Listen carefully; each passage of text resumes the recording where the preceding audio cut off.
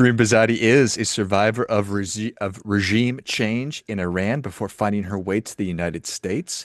When she found her way here, she started working as a gas station cashier and then began her journey to becoming a CEO, the CEO of a $1 billion company. Along the way, she dealt with adversities like cancer, many other things. Her newest book is The Unexpected CEO: My Journey from Gas Station Cashier to $2 billion CEO. Welcome to the show, Shireen. Oh, yeah. Thank you. What a great introduction. I'm excited to have you on. Tell us about your personal lives, more about your work, and what motivated you to write the book. Oh, what a good question. Personal life, you mentioned that I was born and raised in Iran. And today I have two grown children who both live not too far from me. One is married. I am married. I have a dog who's sitting right here and snoring as we speak. I'm really excited and passionate about the work I'm doing today. I've uh, obviously helped build the company and grew it to size. And when we finally sold it, end of 2019, I sat back and said, okay, what do I want to do when I grow up? And here's what I want to do. I wanted to take all of those lessons that I learned throughout my life, through all the adversities, challenges, and changes that I had gone through, and use those lessons to help others. The idea was, how can I have impact? How can I make all of what I had gone through helpful and meaningful to others? So obviously, I've done philanthropic work, I've been on boards and advised. And as I was doing all of that, I realized I can continue to do one-on-one or smaller groups and share those lessons, or I can do something a little bit bigger, which is to speak more and to write a book. But I have to say, I'm not going to take credit for coming up with the idea of writing the book by myself. It was Sam and Sarah, my children, who sat me down one Christmas, and they had their present was a PowerPoint presentation to me to say, Mom, it's time to write your book. Hmm. And I said, I resisted for about a year until I bumped into people and situations where I go, whoa, this could be helpful to others. And so that's when I sat in the corner of the family room and started writing. Just start writing. And I mean, Yes. so many different things to unpack. And I imagine you could write an entire book just on the couple of different things that we talked about, escaping Mhm. regime change and everything there, to getting started on the ground level and then working your way up to being CEO and exiting and obviously dealing with cancer. So how do you even start that process? Well, I think a lot of what has happened in my life could be viewed as lots of dark and difficult situations. It wasn't just a lot of Iranians obviously dealt with regime change and all the atrocities that we witnessed. And of course, I was there for the war. But for me personally, it was then having to leave everything behind when I was 17 years old. By everything, I mean literally everything. No parents, no siblings. I was taken on my mom's passport to Turkey in Istanbul, and she left me there. I knew no one. I didn't speak the language. I had very little money. And of course, back then we didn't have cell phones, so the guidance wasn't quite there. So finding my way through and navigating how do you even begin to live on your own at 17 in a foreign country. And then realizing that I had it in me to be self-reliant. Self-reliant doesn't mean I didn't ask for help. It doesn't mean that I didn't learn from others. It meant that I also had confidence that I could find my way through. And so by successfully finally finding my way to the United States, long story, it's in the book. We're not going to get into all of that. But once I found my way to the United States, I had to survive. So I started working as a cashier at a gas station. And I remember vividly thinking and feeling, gosh, this is a really difficult circumstance. And so sad for me that I don't have really anybody and I don't have a lot of money. And what am I going to do as a young person? But then the epiphany was this. I lived through the Iranian Revolution. I was arrested a couple of times. I lived through the war. I lived through living in Turkey where I had knew no one. Could be any worse. So when I was sitting at that gas station, I thought, why don't I look at this as I'm actually fortunate that I am here? And what do I do with this life? Was the question. And I think that's what mobilized me. That's what got me going. A principle that I've used since. And when I was dealing with my terminal illness and all the setbacks that was included in there, those same principles applied. It's like, well, I've been through so many things. This is yet another this is yet another challenge, another adversity, and how do I grow through it and from it? That underlying theme was what was so helpful for me in all that came my way, including running a company and growing a company and bringing private equity, which is a tough thing to do for, a lot of entrepreneurs. So, and that's the essence of the book, is like there are these principles that I learned that showed up to me in life that to me are like laws of gravity, like they exist. And I was able to learn them as I went along. And part of the reason why I'm really passionate about sharing them is that adversity at the end of the day was the best teacher I had. That's why I call it the superpower of adversity. What a story.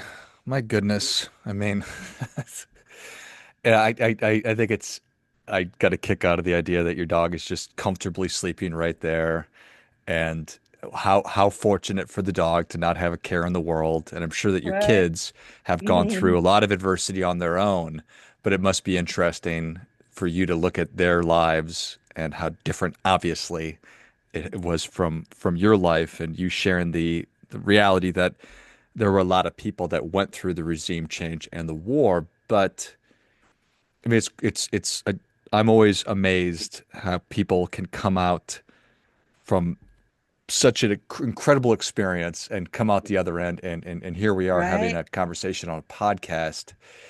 Was it those first 17 years of your life? You probably were you aware that there was a different way? Were you aware that people lived differently in the United States, or this is just Mm, the reality that we had and this is what we have to go through? So it doesn't right. matter what anybody else is going through. Yeah. So I was fortunate that I was born before this revolution. So I had seen Iran in its state before the Islamic Republic took over. And that was very, in a lot of ways, call it Western, whatever you Hmm. want to call it. But, you know, it was a very different lifestyle. And of course, we had traveled outside of the country. We had visitors from outside the country. My dad grew a company and ran it. So entrepreneurship is maybe in our blood. And so I did have a point of reference. And maybe in a lot of ways, that having that point of reference, which by the way, even today, after 40 some years of this regime, I know that Iranian people are very educated, very well aware. They know, they have a point of reference. But what we went through was a lot of chaos and turmoil. And what that does is that it takes away the sense of safety, which is important for a child, for anybody, but definitely for a child. So those experiences, which were, violence and arrests and all of those, taking away women's rights, all that we witnessed resulted in this sense that maybe safety, the bottom has fallen out. What I do want to point out is that history is not your destiny. Your history is not your destiny. It is what has happened, and learning from them. I'm not saying dismissing it. I'm saying honor it. I'm saying that, embrace you've gone through, but we are more resilient than we may think. And I've been asked, how, were you born resilient? No, I don't think so. There was nothing exceptional about, I don't think, how I, you know, started my life. But resilience is one of those things that you develop like a muscle. The more you allow yourself to go through and learn from challenges, the better you become at facing more challenges. So the idea, and I'm going to fast forward to companies and organizations, the same is true. The more you allow yourself, your teams, your organization, you yourself to embrace and go through challenge and change that comes your way, the better you become at learning how to deal with those things and get better and better at it. So, yes, now sitting here thinking, gosh, I wrote a book and it's being published, and I'm sitting in Orange County, California, and speaking with George on a podcast. How did all of this happen? It's amazing and it's exciting and brings a smile to my face and makes sense, doesn't it? Strangely, it does make sense because why not? Right? Exactly. When Because I why was, not? I always tell this story. I'm going to make it really short because I want to answer more questions you may have. But when I went into secure private equity, I didn't know, only found out later it's really difficult to secure private equity. Only a small percent of companies backed by private equity or run by women. I didn't know any of those stats, and it's a good thing because I just went in presenting what I thought was right and great. But that's the thing. Why not? If somebody's going to get secure private equity, why not me? Right? It's the same thing. Why not me run a company? Somebody does. Why not me sit here and talk to you on a podcast because somebody is? Why not me? I think that that's so powerful, the reality that if one human being on planet Earth has done it, well, then I can do it too. So, Yes. and that sounds nice, but I don't think that that many people actually believe that. I do, and you obviously do.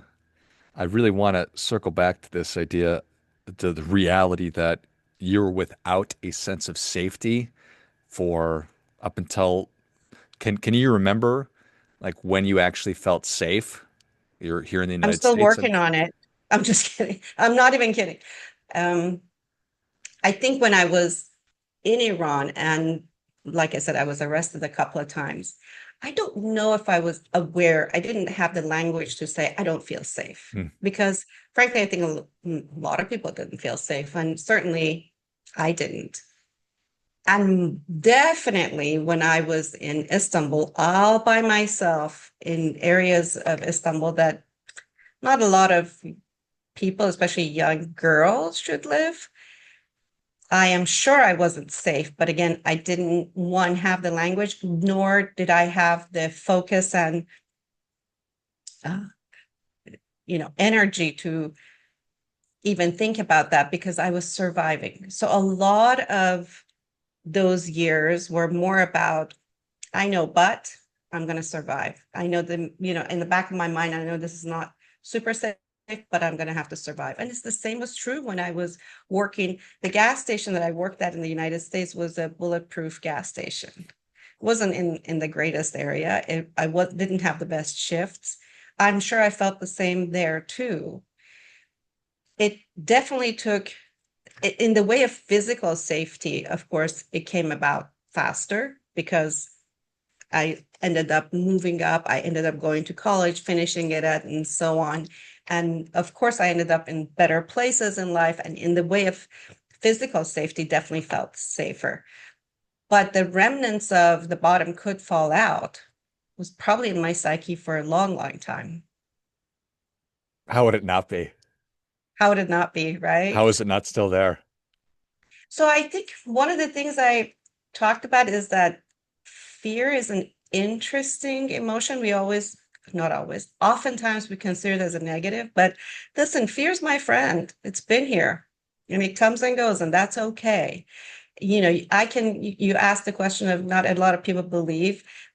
Yeah, a lot of what I've done in life, I'm like, I'm afraid and I'll do it.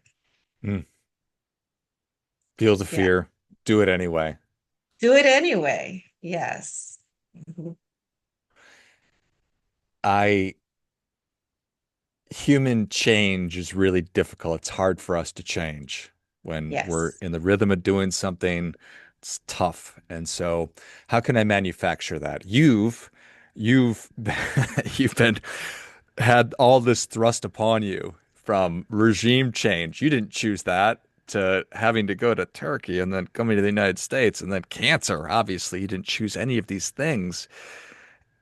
And the idea of putting yourself in a no options situation, death ground, to start doing the things I know that I'm supposed to be doing. That's so many of us have to manufacture that sense of urgency because we don't have the experiences that you have. Do you think that so there's so much there. Obviously, you can't continue to operate at that red line of fear and Mm-hmm. urgency all the time because you'll burn out or something Mm-hmm. bad will happen. Mm-hmm. I think there's a question in there somewhere. What are your thoughts? I feel like you're right. A lot of what I did in life was let me just keep moving, keep moving. And I think that's a good thing when you're in a dire situation and survival is at stake. You definitely want to keep moving. But I reached a point because you are absolutely right. It is not possible to keep at that pace forever. And I have the tendency to go back and forth. I've had it. I've gotten better. One important event in my life was the life-threatening. It was a brain tumor that brought everything to sort of a halt. So I had to pause because I didn't have a choice. And I became an observer because I had to slow down. Hmm, I had to learn to literally find my balance physically because it was delivered to me that way. hmm, And when all of that happened, we always talk about there was life before and there was life after, and the life after is so much richer, better, more authentic. I made fundamental changes in my life for the better, and they were difficult, but for the better because I became more aware and I was more in tune with really what is it that I want to do. Hopefully, people that listen to this don't have to get to that point to pause and say, what is it that I want? And where do I want to see myself in life? To me, it was, I have a very wise 80-some-year-old woman that said to me that sometimes people have to be hit over the head by a 2x4 to get to pay attention. And that's what happened to me. But the point is this: if we were able to give ourselves the time, which is what I do now, and after I step down as CEO for sure, to really think about what is it that I want to see myself? Where is it that I want to see myself in life? And I don't only mean career wise, but also career wise. And then make that what you think about, what you focus on a daily basis, and have that become your, I'm not loving the word dream, but let's say your dream, your vision, and know that it's going to happen and sort of work towards it. And there's so much more that goes into that, by the way, which I'm happy to. That's part of the reason I wrote the book. And that's is why I love speaking about all of this. Is my hope is that with what we've learned, we can help each other. I can help other people learn and maybe not get to the point where they have to stop to pause and recalibrate, right? So defining who you are and where you want to go are two very important steps to take in order to build, live a meaningful life in every way. So I call it, I always say, because you can, because you can build, grow, accomplish, live your vision. I love everything about that. It's so Mhm. powerful, and it's like you look backwards on your experiences thus far, and it all makes sense in a wild way. And Right. So when I was writing the book, that's exactly what I did. I'm like, I'm going to only share memories. And of course, it's very therapeutic because you go through it yourself. I'm only going to share memories that is going to help understand how things ended up where they ended up And it is like, you're right, there is like a thread that goes through it. That's why I'm saying there are like principles at work. For There sure. are. Yes, and it's like discovering them as you look backwards. At the time, you may or may not understand them that well, but when you put it all together, I go, whoa, whoa, whoa. Same thing that applied when I was like a kid in school, kind of applied when I was a CEO. Like how they are connected. Yeah, you need a little bit of space from particularly the brain tumor thing to be able to appreciate it. It's true. It's You true. ever you ever throw yourself pity parties, Shireen? I don't think I do pity parties, but I have to say, a lot of times in my life, I curved up in a ball and I was like, I don't even know how I'm going to get through this one. And I think it's good to allow yourself to do that. But then I think the difference is that once I do, then I give myself some time and then I go, okay, where is hope in all of this? Because there's Hmm. hope everywhere. Where is Yeah, that light at the end of the tunnel and how do I get there? it's got to be in here somewhere. It's got to be here. I may not see it at the moment, It's but really boy, hard oh to boy. find right now, but it's here somewhere. I believe there is. Maybe the dog is sleeping on it right now. He always does. Yeah, that's awesome. Well, Shireen, uh, thank you so much for coming on. What a story. Most importantly, thanks for connecting the dots, and thanks for looking and finding the principles. And I mean, I'm sure that so many people have already benefited from learning about how you've recognized and applied the principles and continue to do so. So thank you so much. Where can people learn more about you? How can they engage with you? Where can they get their copy of The Unexpected CEO? Yes. Well, thanks for asking. First of all, thanks for everything you do. This is great. I appreciate it. I enjoyed my conversation. The Unexpected CEO can be found anywhere. And so it is ready for pre-order now for sure. It definitely can be found on my website. Now, my website is my name, so good luck spelling it, ShirinBehzadi.com, ShirinBehzadi.com. However, if you put the unexpected CEO, that'll get you there too. So there may be an easier way of getting there. I am on LinkedIn, I'm on Instagram, I'm on other social platforms, I believe, all with my name, Shirin Behzadi. Excellent. Yes. Well, if you enjoyed this as much as I did, share Shireen your appreciation. Share today's show with a friend who also appreciates good ideas. Go to ShirinBehzadi.com. It's ShirinBehzadi.com. And check out all things Shireen. Get your copy of The Unexpected CEO and start learning and strengthening your adversity muscle and your gratitude and developing your skill of resilience and everything else that this book will teach you. Thanks again, Shireen. Thank you. Till next time, remember, do your part by doing your best.